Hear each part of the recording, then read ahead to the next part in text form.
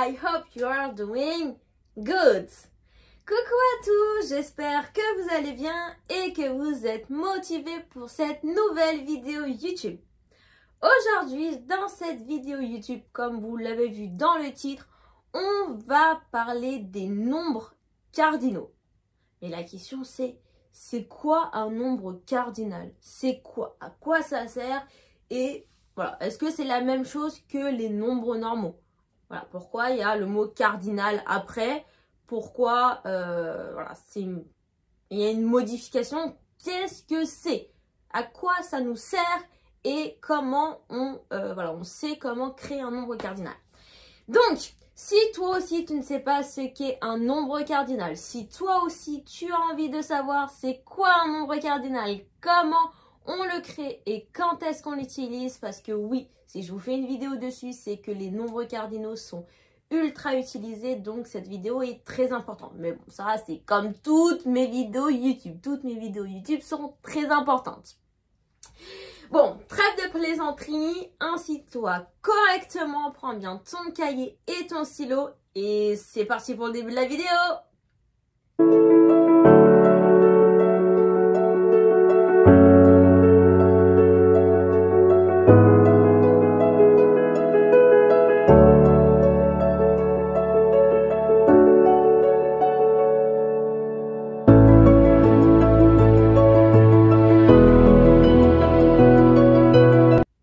Super. Alors, la question que tout le monde doit se poser normalement, c'est qu'est-ce qu'un nombre cardinal? Qu'est-ce que c'est et à quoi ça sert? Donc, on connaît tous les nombres, d'accord? Avant de vous parler des nombres cardinaux, c'est très important de connaître les nombres. Donc, pour ceux qui sont débutants et qui ne savent pas encore du coup comment compter en anglais, je vais faire un petit récap. Donc, premièrement, en fait, en anglais, les nombres, c'est pas compliqué, d'accord? Il y a une règle qu'il faut suivre. Et dès que tu connais cette règle, tu n'as pas besoin d'apprendre les nombres par cœur, d'accord? Du moment que tu connais la règle, eh bien, tu vas pouvoir savoir compter de 1 jusqu'à 100 sans forcément apprendre tous les nombres de 1 jusqu'à 100 par cœur. Et je vais du coup te donner cette règle. Donc, comment compter? Déjà, premièrement, il va falloir apprendre par cœur les chiffres. D'accord? Donc, les chiffres, qu'est-ce qu'on a? On a 1, 2, 3, 4, 5, 6, 7, 8, 9. Perfect. Donc, ces chiffres-là, si tu ne les connais pas, c'est très important par contre cela de les apprendre par cœur. Voilà, de les connaître par cœur parce que du coup, tu vas en avoir besoin pour pouvoir compter de 10 jusqu'à 100. Ok, donc note bien tous ces chiffres-là et n'oublie pas de les apprendre, c'est très important. Maintenant, on continue. Comment on va faire pour compter de 10 jusqu'à 19? Donc, une chose à savoir, comme toute règle, il y a des exceptions. D'accord? Donc là, dans la règle pour compter, il va y avoir une exception. Cette exception, elle va se former à chaque fois sur les 3 premiers nombres. Donc les 3 premiers nombres, c'est quoi? 10, 20, 30, 11, 12, 13. Voilà, exactement, voilà, les 3 premiers nombres à chaque fois qui comportent du coup le 1, le 2 et le 3. Eh bien, ça va être des exceptions. Et ensuite, pour tout le reste, il va y avoir une règle qu'il va falloir suivre. Donc, pour dire 11, 12, 13, du coup, il va falloir, pareil, comme ça ne suit pas la règle, les apprendre. Donc, 11, 12, 13, en anglais, se dit 11, avec le son I. J'entends beaucoup de personnes dire 11, non. Le E se prononce I. 11, 12, 13. Alright. 13, n'oubliez pas la langue entre les dents. 13. Et le I se prononce E. 13. Pas 13. Non. 13. Alright. Maintenant, quelle va être la règle pour compter de 14 jusqu'à 19? Pour compter, c'est très simple. On va prendre tout d'abord le chiffre et ensuite, on va rajouter teen. D'accord? Donc, voilà. Un exemple, 14. Donc le 4, c'est 4. Je rajoute 10. 14, ça me donne 14. Pour 15 maintenant. 15, il va y avoir une petite modification. Pourquoi? Parce que 5 se dit 5. Et si je rajoute 10, ça me fait 15. Mais en anglais, on ne dit pas 15. Là, on va transformer le V et le E en F.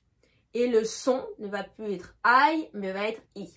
Donc, ça me donne 15.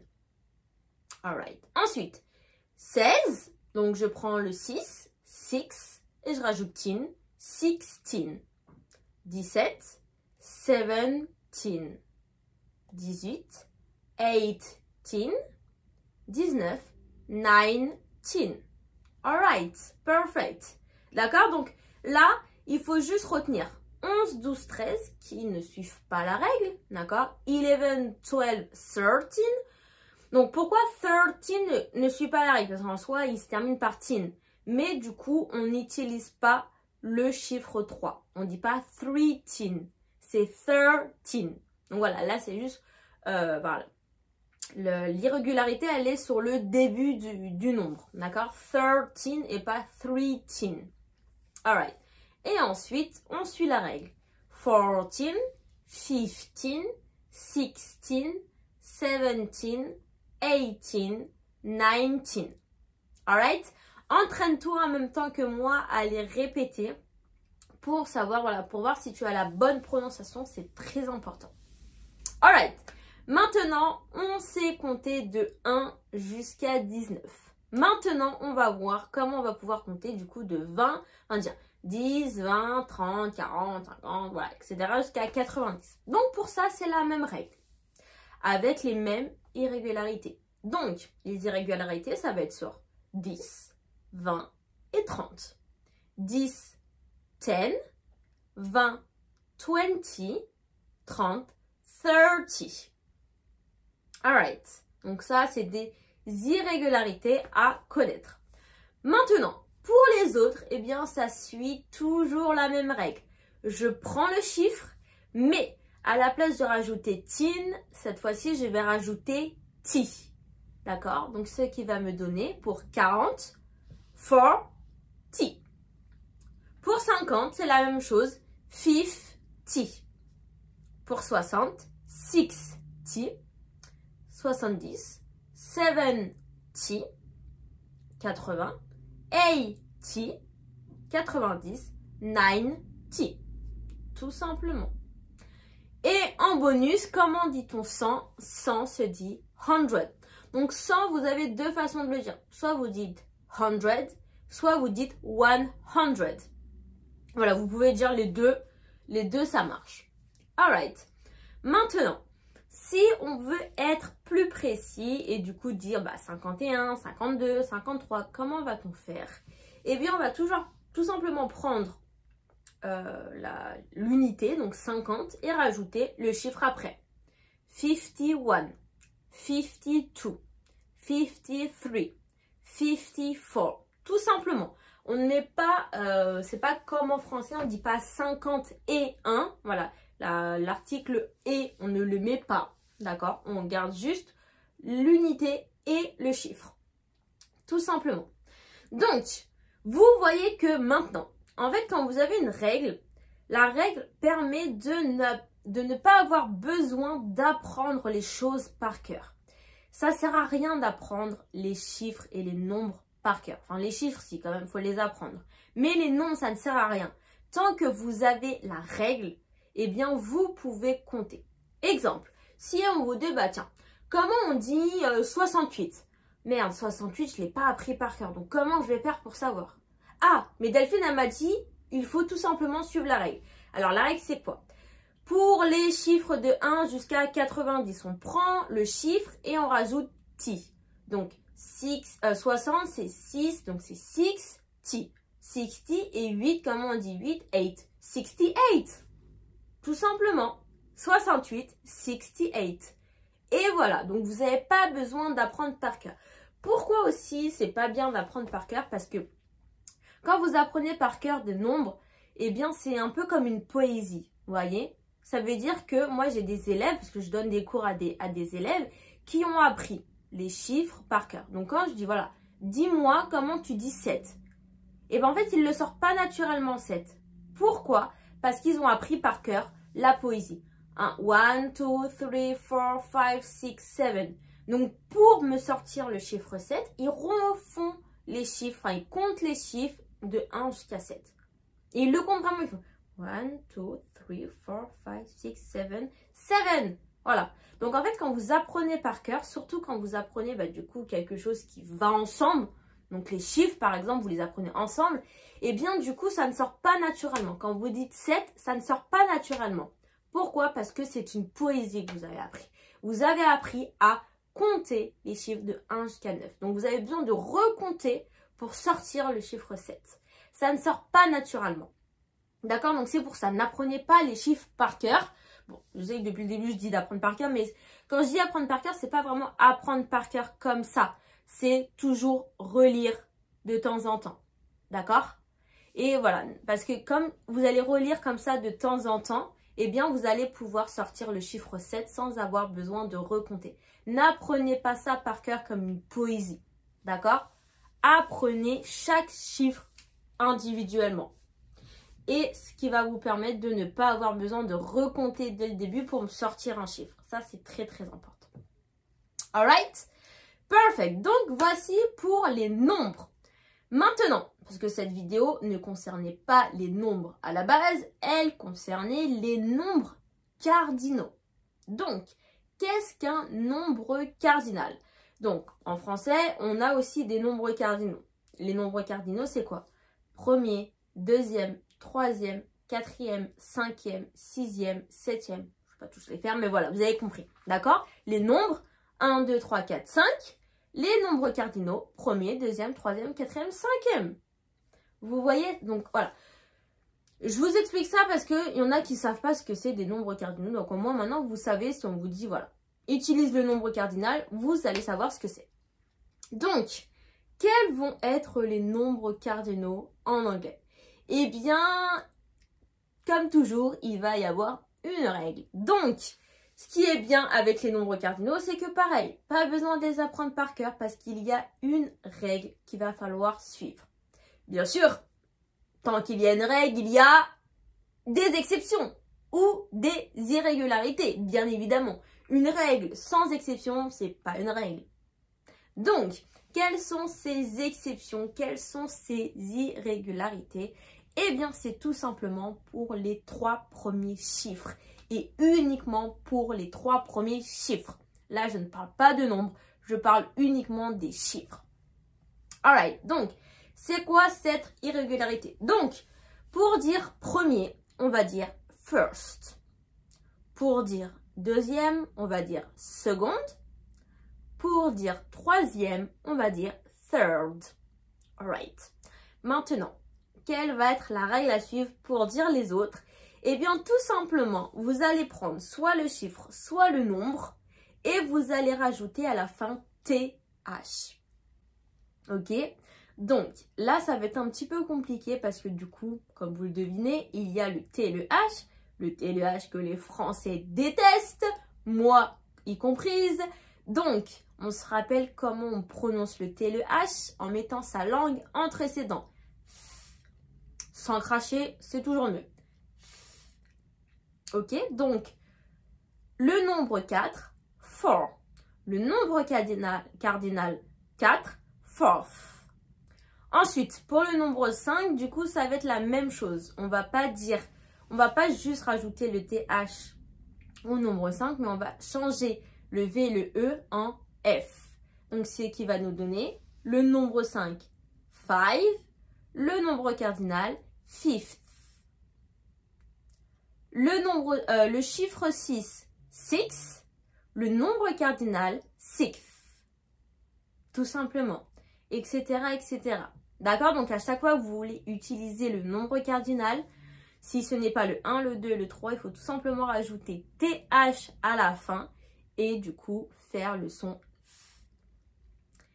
Donc, on va continuer. 7th, 8th, 9th, 10th. voilà, même moi des fois j'ai du mal à les dire parce que c'est vrai que c'est pas quelque chose qui est très naturel puisque nous on n'a pas cette prononciation et cette façon de parler en français, donc même pour moi des fois ça reste compliqué. Mais bon voilà, il faut tout simplement s'entraîner. Voilà. Quand on n'arrive pas à faire quelque chose, tout le monde peut réussir à tout faire. D'accord? Voilà, on arrête les croyances limitantes. Tout le monde peut arriver à tout faire. La différence entre une personne qui arrive et une personne qui n'y arrive pas, c'est l'entraînement.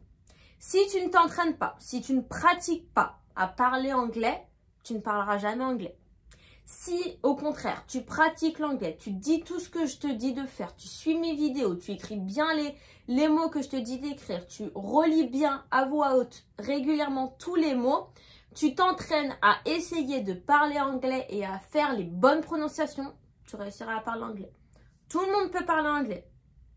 La seule différence, c'est les personnes qui arrivent à parler anglais, c'est les personnes qui ont pratiqué l'anglais.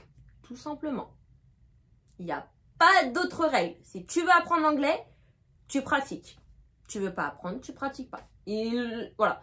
Je parle l'anglais, mais je parle aussi de toutes les langues. Hein. C'est pas que pour l'anglais, c'est vraiment pour toutes les langues. Bon, du coup, revenons à nos moutons. Donc, voilà. Voilà pour les nombres cardinaux. Donc, comment créer un nombre cardinal? Donc, tu prends le nombre ou le chiffre et tu rajoutes tes H. Maintenant, à quoi sert un nombre cardinal? Parce que c'est bien beau de savoir créer un nombre cardinal, mais il faut savoir à quoi ça sert. Il faut savoir une chose, c'est qu'en anglais, les nombres cardinaux sont beaucoup plus utilisés qu'en français. Donc déjà, quand vous l'utilisez en français, vous pouvez l'utiliser de la même façon en anglais. Mais il y a une utilisation que nous, on n'a pas en français. C'est quand on veut dire une date. Et oui, nous par exemple, si je veux dire, bah moi, le 3 août 2022, ok, j'ai utilisé le chiffre 3. Le seul nombre cardinal qu'on va utiliser, c'est pour le 1. On ne dit pas le 1 août, on va dire le 1er août. Ok. Mais sinon, pour tous les restes, on va utiliser des nombres normaux. Alors qu'en anglais, pour toutes les dates, d'accord, que vous dites la date du jour, la date de votre anniversaire, la date de Noël, n'importe quelle date, il faudra toujours utiliser un nombre cardinal. Si jamais vous êtes encore en cours et que bah du coup généralement en cours on te dit d'écrire la date, eh bien vous remarquez que du coup vous êtes toujours obligé d'utiliser un nombre cardinal pour écrire la date. Et oui.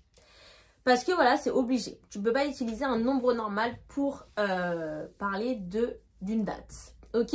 Donc, on va voir ensemble quelques dates. Avant de commencer, une petite chose aussi qui est très importante à savoir, c'est que bon, vous savez qu'en fonction des États-Unis et de l'Angleterre, du Royaume-Uni, voilà, les deux parlent anglais, mais des fois, c'est un anglais différent. D'accord? On parle de l'anglais américain, de l'anglais british. C'est pas le même anglais. Pourquoi? Parce que bah, la prononciation est différente, il y a des mots de vocabulaire qui diffèrent. Et en plus de ça, pour la date, il y a une différence. Quelle est cette différence? Au Royaume-Uni, c'est facile parce que du coup, c'est la même chose qu'en France. On crée la date de la même façon. Le jour, le mois, l'année. Là, pas de souci. Mais par contre, ce qui va être différent, c'est aux États-Unis. Aux États-Unis, la date, elle est créée d'une autre façon. On va commencer par le mois, ensuite par le jour et ensuite par l'année. Et ça, c'est très important parce que du coup, quand on voit la date écrite en entier, bah, c'est facile, on peut reconnaître. Mais quand on voit la date écrite en nombre, là, c'est un peu compliqué. Parce que si, par exemple, vous voyez cette date, bah là, est-ce que c'est plutôt le 1er août 2022 ou c'est plutôt le 8 janvier 2022? Voilà. En fonction du coup de la France, du Royaume-Uni ou des États-Unis, cette date est lue différemment. Pardon. Donc, voilà, très important de savoir qu'aux États-Unis, c'est l'inverse. Parce que si vous voyez des dates, si vous allez aux États-Unis, vous voyez la date, vous allez être perdu. Donc, voilà, rappelez-vous bien que la date aux États-Unis, le mois et le jour sont inversés. Donc, on va voir des exemples de dates. Donc, je vais donner ma date d'anniversaire pour commencer. Comme ça, voilà, vous le notez bien aussi. On ne sait jamais. Donc, date d'anniversaire, 2nd September 1997. Alright, 2 septembre 1997. Donc là, j'ai bien dit 2nd September. Et j'ai pas dit 2 September. D'accord, je dis bien 2nd September. Alright. Une autre date, par exemple, si je dis 3rd October 1992.